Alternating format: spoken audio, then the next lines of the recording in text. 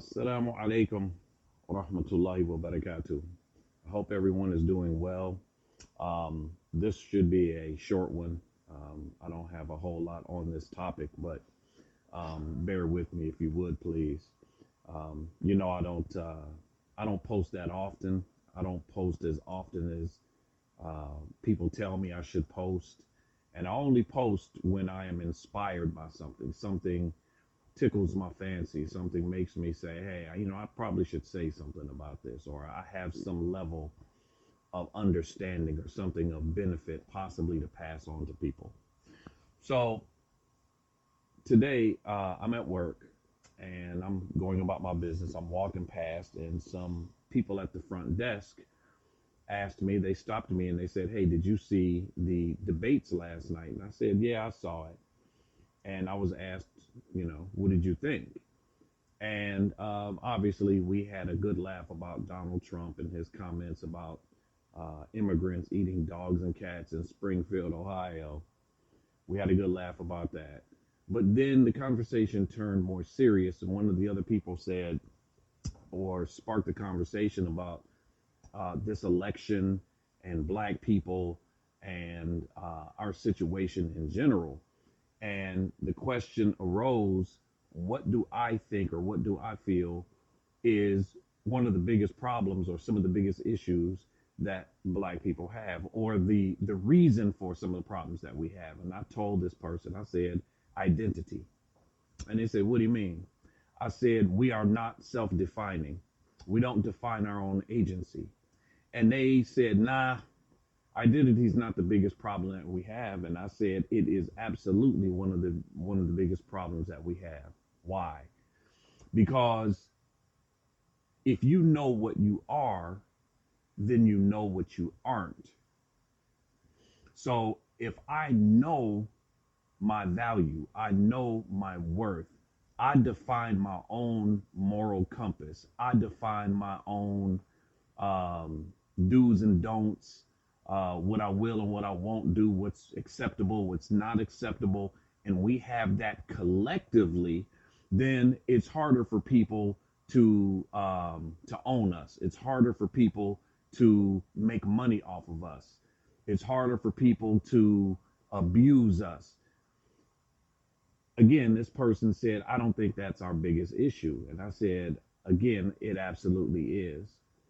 And I said, if you look at the history of black people in America, I said, name for me another people that have gone through so many different name changes. We went from being Africans when we first got here to being the N word with the hard ER. From that we went to, what was it, Negro. From Negro we went to black. From black we went to African American. From African American we went to I guess you could put NIGGA in there because so many of us use this term in reference or in regards to each other. And then you have all these new terms, these um, ADOS, American Descendants of Slaves, and there's so many different um, titles or names that we now have gone through. Name for me another people who have done that same thing. And I said the reason we go through these different name changes is, again, one, lack of identity. Number two, the identity that we have does not extend past the shores of America. If you look at other demographics, Hispanics, Indians, Asians, Africans, Arabs, and everyone else, they have a culture that extends past America to a different landmass, which gives them their identity. And with that identity comes value, things that they themselves value. And they will not allow outside or exogenous forces or entities to trample upon that, to attempt to redefine that. It'd be very, very difficult to do that unless they choose as a group to assimilate into the larger American society as a whole, and then they become lost, like African Americans are oftentimes. When you self-define, again, you set up collective parameters. Those parameters are a protection for you and for your people. I told this person, I said, look, I'll give you an example of the importance of identity. I said, when you have a child, and this person had children, did you not teach them right from wrong, good from bad, up from down, permissible, what's not permissible, what's acceptable in public, what's not acceptable in public, what's acceptable in your house, what's not acceptable in your house? Did they not learn how to speak from you? Did they not learn the in-group conversation dynamics, slang terms, and different things? And they said, well, of course we learned all that. You taught them, the first thing you taught them was identity. You taught them whatever your belief system is as far as religion, how you understand the creator. All of these things make up identity, along with how you dress, the food that you eat in your home and in your community as a whole. When you have a group identity that's accepted, you have a collective group efficacy. You look out for each other. I said the reason, or one of the examples of us not having that, is the fact that our life, we can take each other's life so easy. We can call our women the B word and all these other terrible names so easily. We can disrespect. We can call each other the N word like it's nothing. You don't find that largely with other demographics and other groups, and those people who have close ties to their culture and to a different landmass other than America. It isn't until they become assimilated and become a part of the greater American culture that you find them slipping. So having that connection to a different landmass and being able to self-identify and self-define is greatly, greatly important. And that plays a part in what can and what cannot happen to you as a collective. I gave them the example of our music and our entertainment. You know, again, in our music, meaning hip hop music and R&B music, we can call each other the N word, left, right, and center. We can call our women the B word. We can talk about them like they're dogs and they're this and they're that. And oftentimes it becomes a self-fulfilling prophecy. Then these women, like these, what's her name? Sexy Red and all these other female rappers, they're trash and they present as trash and they do more damage than they do good for anybody, even themselves. And it's permissible, meaning the record companies and the greater society allow it. Now, try to make a rap song about Jews or about Jewish women. Call them out of their name and see what happens. Try to make a rap song negative about any demographic that has power, make a negative LGBTQ song and see how fast they shut you down. They self-define. They give themselves value. They give themselves worth, and they're not going to allow you or anybody else to disrespect. If they have any say-so in it, they're going to shut you down. I remember a long time ago, there was a story that I read that Michael Jackson had a lyric or a verse or something in one of his songs that was negative about Jews. They said the record company was like, nah, that'll never see the light of day, my man. They shut that down. They wouldn't even allow Michael Jackson, little Michael Jackson, to say anything negative about Jews. And I can respect the Jews for that. I can respect any group or demographic that doesn't allow others to disrespect them and knowingly and just knowingly do it and accept it. They're not having it. Other demographics move the same way. And a big part of that is self-definition, self-identity, self-identification, knowing your value, knowing your worth, um, and not allowing others to tell you who you are and what you are. There is an economic component to that. African Americans make up a large part of the entertainment industry. We're the entertainment. We're the singers, we're the dancers, we're the rappers, we're the actors, we're the actresses. But we oftentimes don't write the parts that we play. We play the parts that are written for us. So we're gangbangers, we're pimps, we're hoes, we're gangsters, we're basketball players, we're football players. We are what they define us as.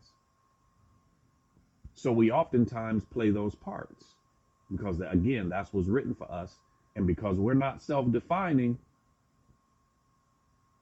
we play the parts that are written for us, that are given to us.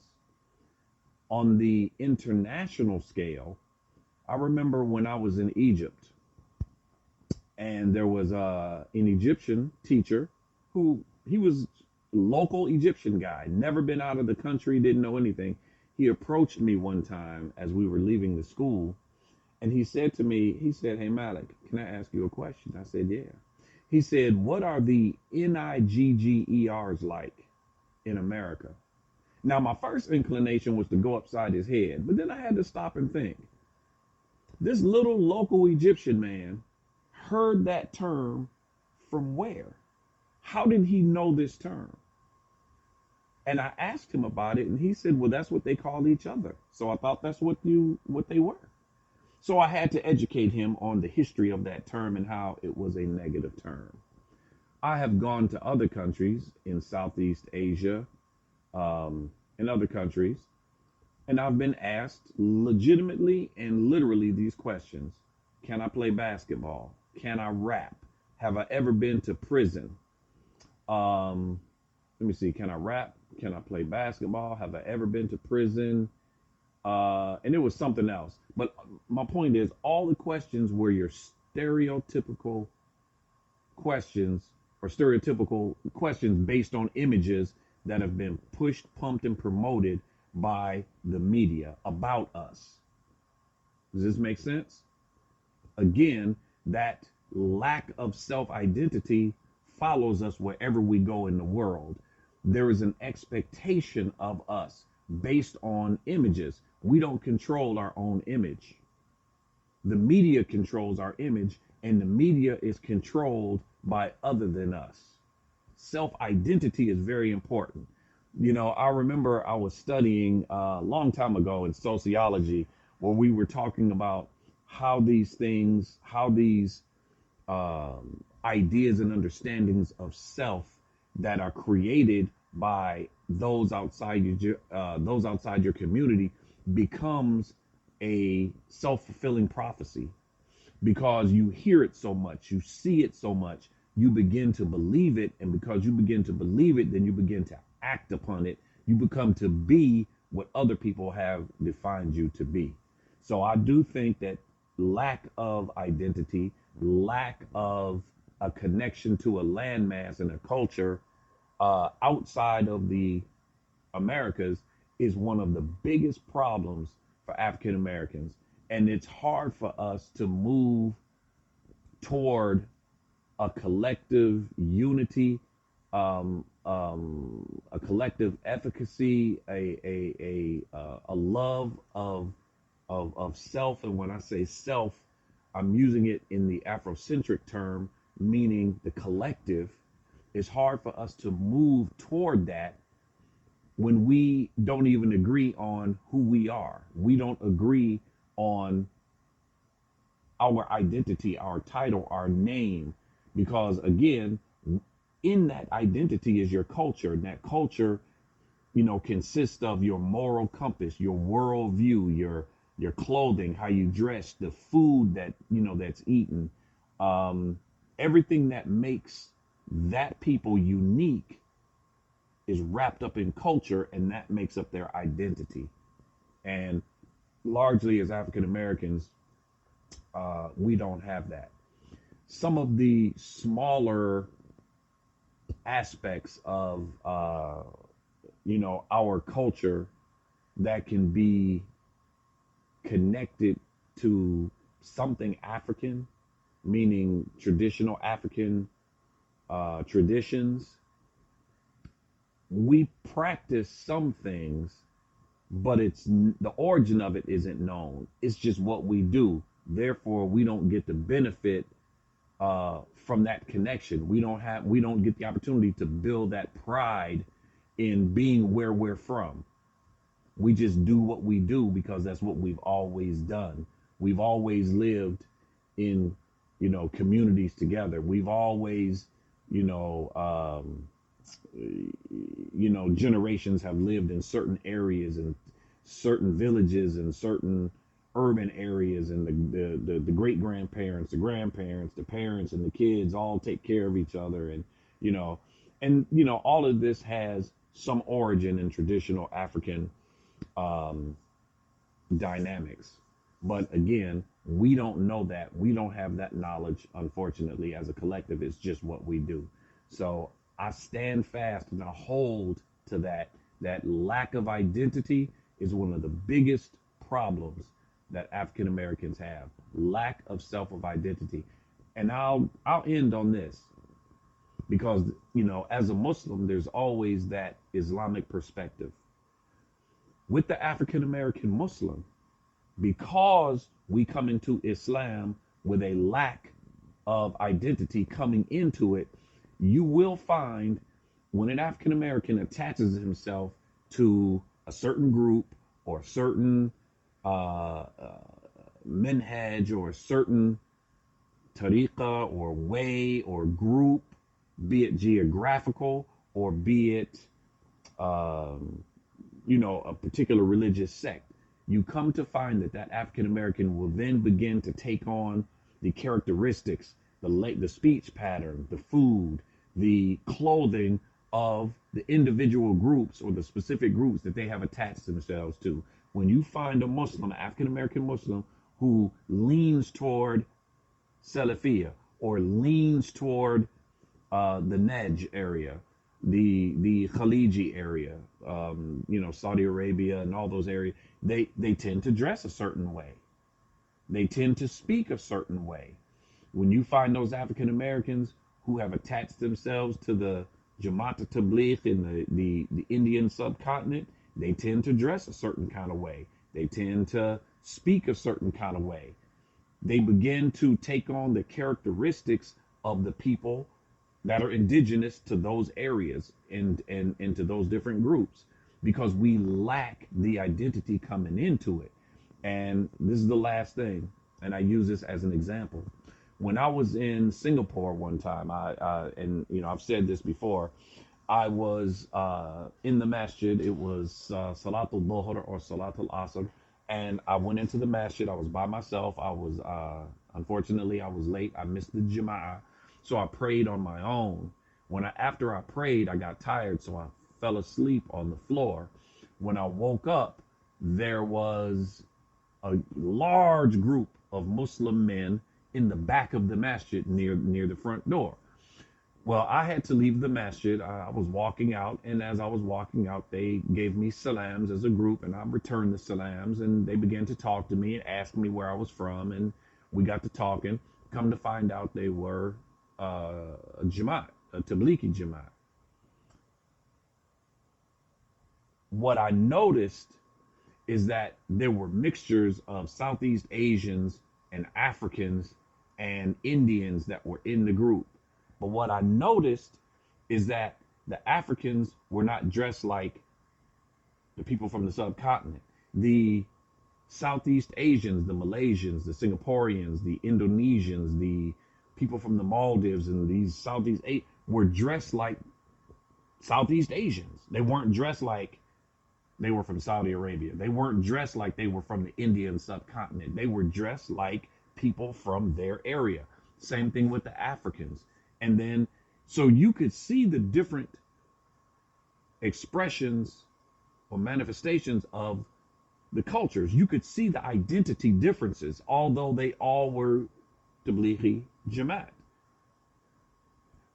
But here in America, with African Americans, oftentimes when you see them with the Jamaat, they look like they're from India or from Pakistan or somewhere.